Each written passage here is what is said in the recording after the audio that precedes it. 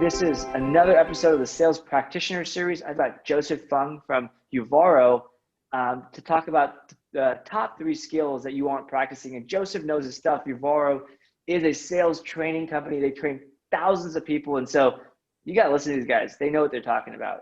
Joseph, thanks for joining. Thanks for having me here, Sujan. Always happy to have these conversations. Awesome. So before we jump in, can you give us a quick rundown of your background? Sure. I'm a repeat founder. I've been building and selling software for a couple of decades. youre is a boot camp for sales professionals. We help sales and customer service professionals in other industries, hospitality, retail, automotive, get into tech sales. And so we work with them to not just build their skills, but to help them grow beyond. So we have a really fun perspective to see what's working to help people land jobs and then completely nail it as they grow. So always happy to share what we're seeing.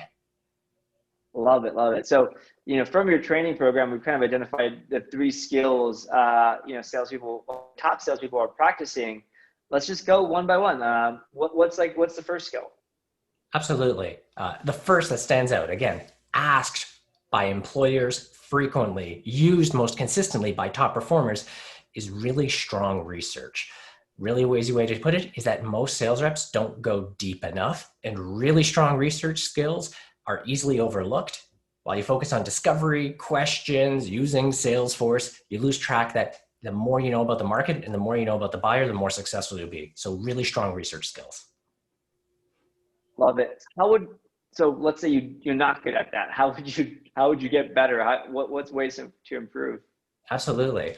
The big thing is it's less about a technique. It's not like a magic Google search. It's not about a specific website. It's really about a frame of mind.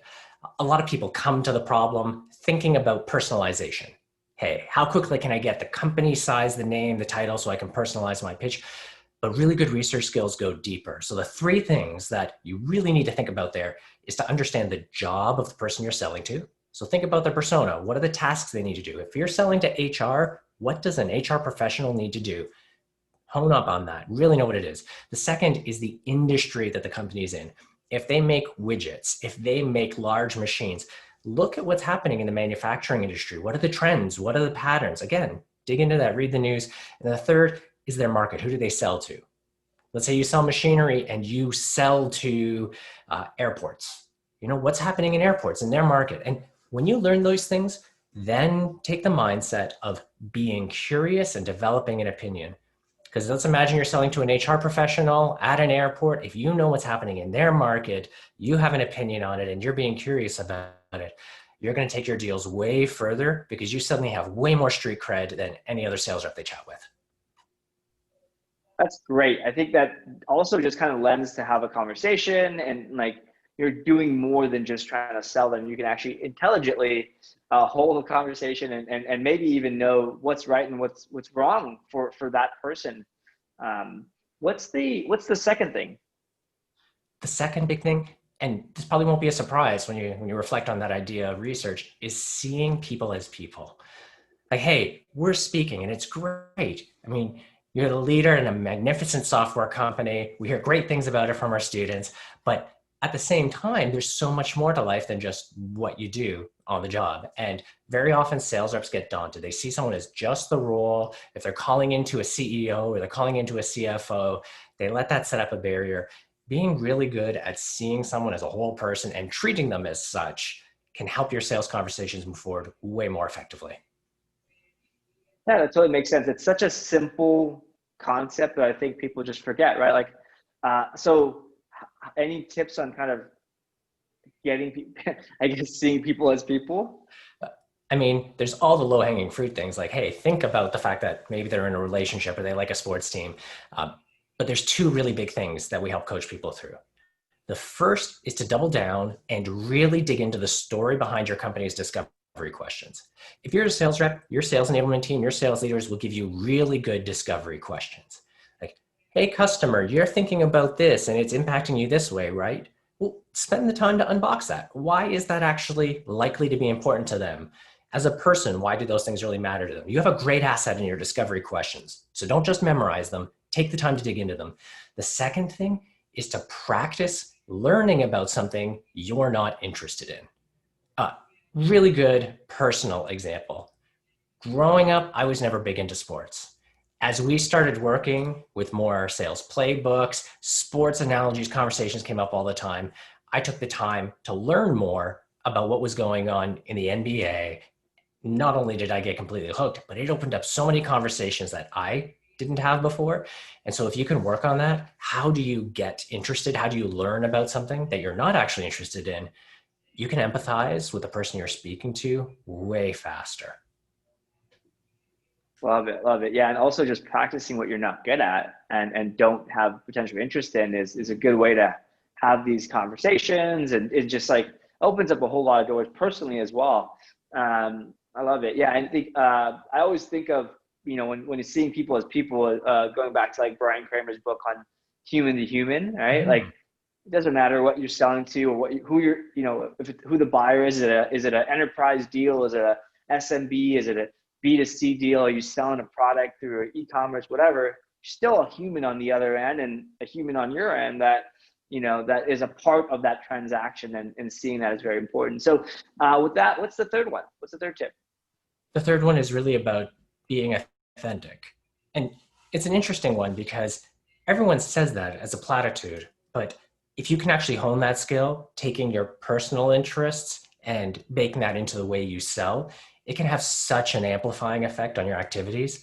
Because if you're doing what you're really passionate about, you're going to see way more success than someone who treats it as just a job. And so figuring out your why, your passion, and then baking that into your work is super critical, and it separates out the good reps from the great reps. Yeah, that makes sense. I think you could fake a conversation and you could do your research, but if you don't care, at some point it's going to show, right? You have to kind of learn to be passionate and kind of, or figure out the angle that works for you. Um, so very great tips. I think I'm going to definitely send this back to my sales team and just make sure we're auditing for this, right? Like, are we doing this? Are we actually, spending time? I think, I can tell you firsthand that we started doing more research on our calls before we do a demo. And I don't have a stat like it drastically improved our conversion rate or whatnot, but it improved that connection rate. And people may not buy immediately, but they came back. They like things happen that were kind of magical, and it wasn't fully measurable. But so thank you for that. I do want to ask you a couple questions around kind of metrics or measurement around this, right? Hmm. I just mentioned like I haven't been able to measure it fully, but what are ways sales companies or leaders or managers can kind of measure these types of things? A lot of these things are difficult. Measuring is someone living their why, living their purpose. That's a really tough thing. There are a few things that you can do to help out. I loved your first example. I did more research before reaching out. My team does more research before reaching out. A really good measure there is that conversion, from your reach out to discovery or from discovery to the next step, consistently across the board. One of the things that we see is groups that do really good research have a higher conversion rate. And so when you fold those together by holding your team accountable to that conversion rate, from a discovery call to your next demo or to that next meeting, that conversion rate will help you assess that. In terms of some of those other more personal items, you can also work on having your team log them. One of the things we see great teams do is measure success, not just in closing the deals, but in terms of meaningful milestones. So wins, kudos, thanks, gratitudes. That can be as easy as a Slack channel where you share those wins and stories, or it could be something like in your sales engagement tool, what you choose to mark as a success. To give you one example, a success measure that one of our grads had. I count her in that great category. She had graduated from our program, landed her role right before she graduated.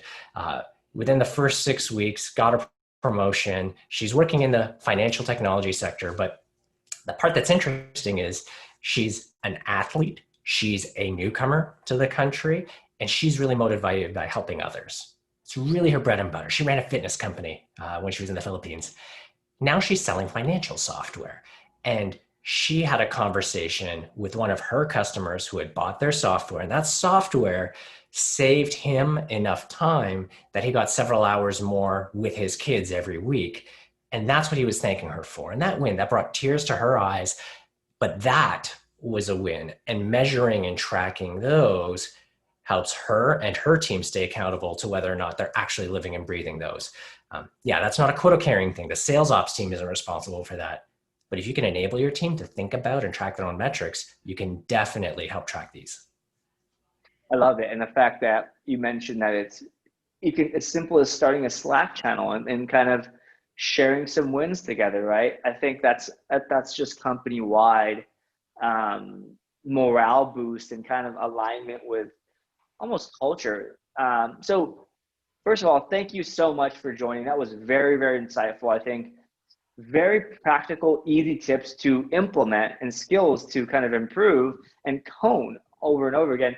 Where can folks go to kind of learn more? I mean, I'm almost tempted to just send all of our sales folks through your sales boot camp. Yeah, so where can people go? Well, if people are interested, you're always happy to visit our website, uvaro.com, uvaro.com. And I'm also happy to share more about what we're seeing in our research or more about our boot camps. I can always be hit up at joseph@uvaro.com. And I'm on Twitter and LinkedIn at Joseph Fung. So always happy to chat. Awesome, man. Thank you. Hey, Sujan, it's my pleasure. This was a real joy.